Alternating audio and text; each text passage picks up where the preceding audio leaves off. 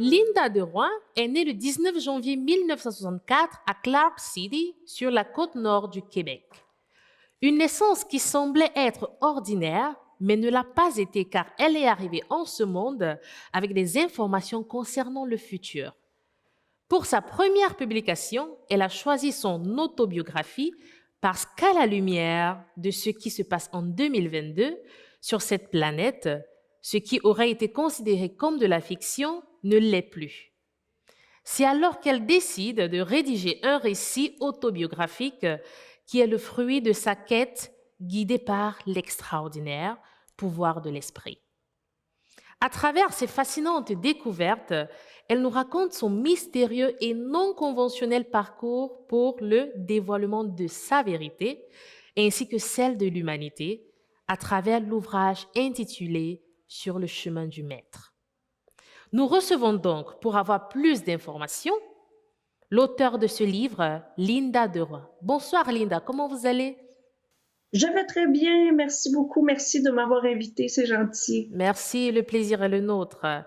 Alors, pour satisfaire notre curiosité autant pour moi, nous aimerions savoir, Linda, d'où vous vient la passion pour l'écriture? En fait, je n'ai pas vraiment de passion pour l'écriture, pour dire la vérité.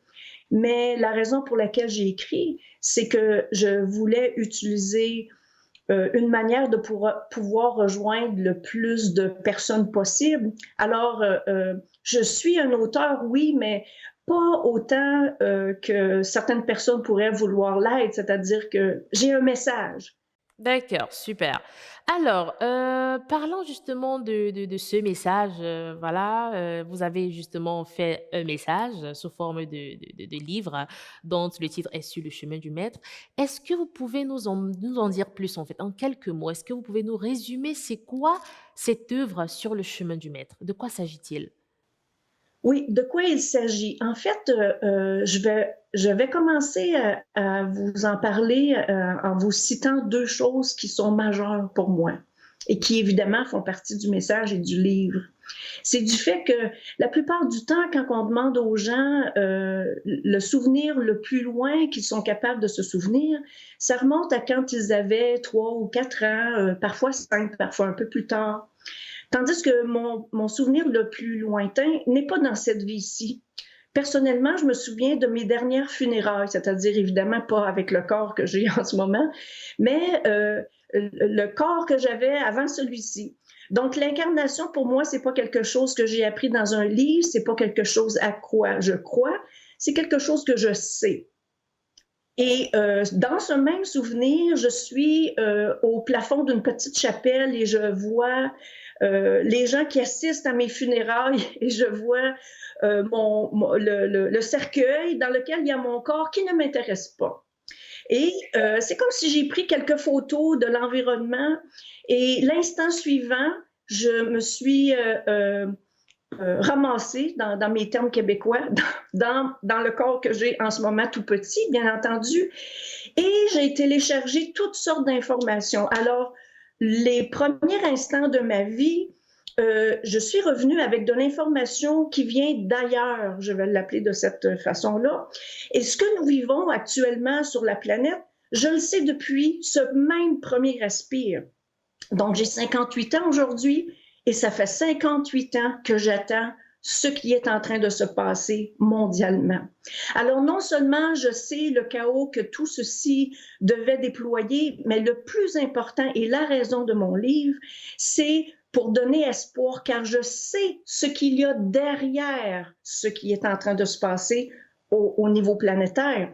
Et c'est donc pour donner de l'espoir aux gens, parce qu'on entre dans des années où on va voir, on a déjà d'ailleurs commencé à voir des choses pas plaisantes, horribles pour certains, non acceptables et tout et tout.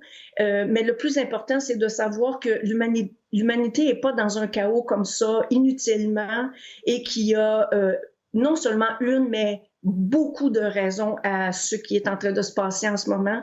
Et voyez-moi, je me vois moi-même de cette façon, c'est-à-dire je suis un messager du futur. On pourrait me D'accord. désigner de cette façon. Waouh, c'est vraiment extraordinaire ce que vous nous racontez. Et honnêtement, ça donne envie de parcourir ces pages-là et de connaître quel est le secret qui est caché dans votre récit. Non, mais voilà, c'est assez particulier ce que vous venez de dire. Et nous aimerions aussi savoir quel est en fait le profil idéal du lecteur. Alors, est-ce que tout le monde peut lire votre œuvre ou alors il y a une catégorie de personnes voilà, pour qui ce livre serait dédié? Oh. Ben, en fait, bien sûr, le message s'adresse à tout le monde, mais je dois avouer que c'est pas tout le monde qui a l'esprit pour lire mon livre.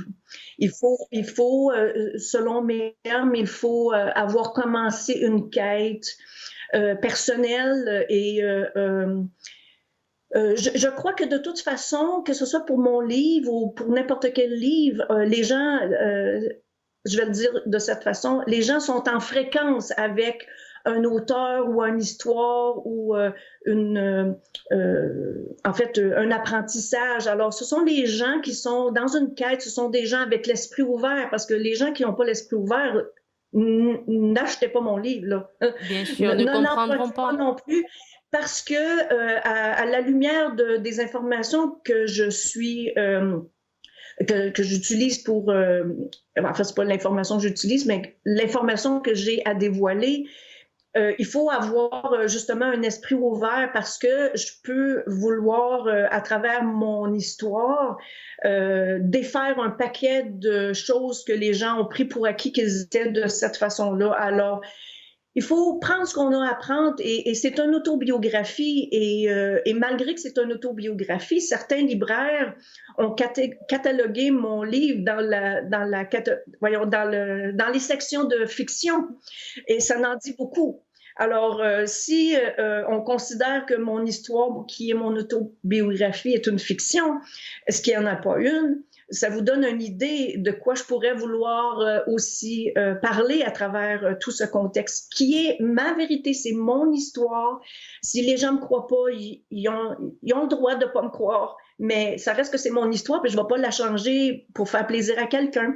Alors, oui, ça s'adresse à tout le monde, mais ça s'adresse aux gens qui veulent en savoir plus et à partir d'un point de vue très différent de beaucoup de choses qui se passent sur la Terre où est-ce qu'on peut vouloir faire une prévision de, oui, c'est très bien, mais l'histoire que je raconte, c'est la mienne et je le ramène d'avant la vie. D'accord, vraiment merci beaucoup. Merci Linda de votre disponibilité aujourd'hui. Et déjà, nous vous souhaitons beaucoup de courage pour la suite en espérant vraiment trouver, pourquoi pas, vos noms sur d'autres projets. Merci beaucoup Linda, merci et à nous revoir. Au revoir, merci beaucoup. Merci. Sur le chemin du maître, écrit par Linda Deroin, est désormais disponible dans les librairies et plateformes digitales. Une publication de Europe Livre.